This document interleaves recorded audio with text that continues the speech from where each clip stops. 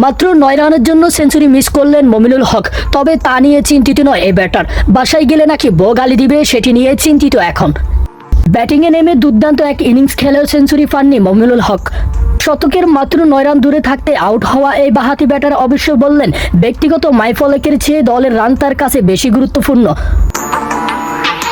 তবে রসিকতার সুরে যোগ করলেন, বাসায় ফিরলে নাকি স্ত্রীর কাছে বকা খেতে হতে পারে তাকে।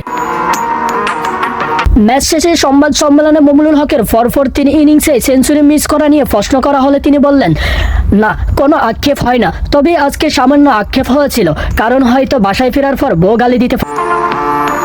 হাসির ছলে বলা এই কথার অবশ্য গুরুত্বপূর্ণ বার্তাটি দিলেন এই অভিজ্ঞ ব্যাট। তার ভাষায়, সত্যি বলতে আমার কাছে 100 রান করার চেয়ে প্রতিদিন দলের জন্য রান করাই বেশি গুরুত্বপূর্ণ। ব্যক্তিগত পারফর্ম নিয়ে মমিনুল বললেন, সেঞ্চুরি আসলে সবাই চায়।